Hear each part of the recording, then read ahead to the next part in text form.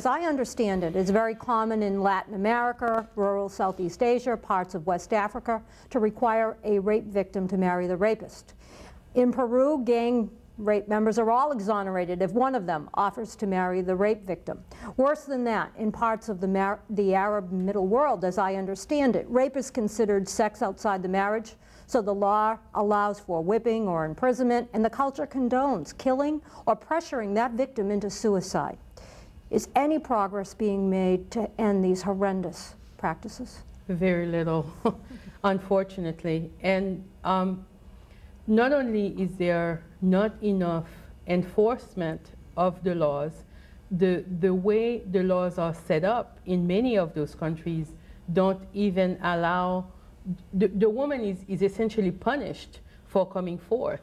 So it remains a secret, it remains shameful, and it remains unattended.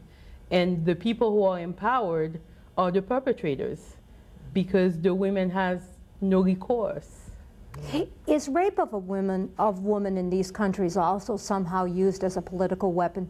Absolutely. And in fact, one of the big achievements in the Beijing platform was to make sure that rape became accepted as a war crime, which, I mean, it's universally known and historically known that anytime there are conflicts, one of the major manifestations is raping the women.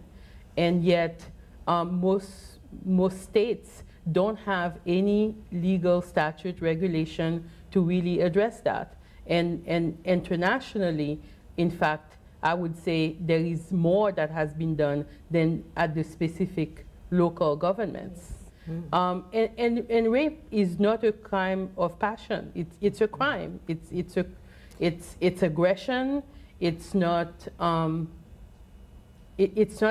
about sexual desire. It's about violence. It's about hurting. It's about subjugating, and the victims are further victimized by the current legislatures in most countries, including here. I'm trying to figure out why the cultures really think it's the woman's fault.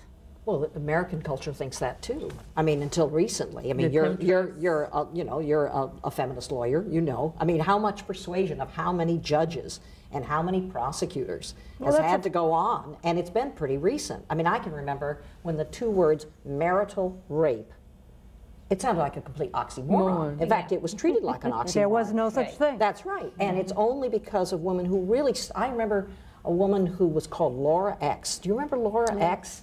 And I remember she came to our campus and she was in the forefront of having rape in marriage considered a violation of a woman's rights. And she was treated like a crazy person. I mean, she was treated as if she was so far out on the edge, as if nobody seriously could even contemplate. That's right, and take her serious. And it took somebody to have that kind of guts, and everybody here has at one point been treated as if they're a crazy person, because what you're trying to do is say the things that are being treated as normal, that is, that woman is an object of her husband or the object of men's desire, that's normal. In fact, it's not only normal, it's good for social order. It's good for tradition, always in quotes. And to break that down and to say something that is treated as normal is not normal, that makes you sound crazy. And so you really, everybody here, but all the people that we've all worked with, have had to take the risk of sounding crazy. Well, marital rape is still not legally recognized in many countries around the world. The remedy for the rape of your wife, which is considered a crime against you, is that you can rape someone else's wife who raped your wife.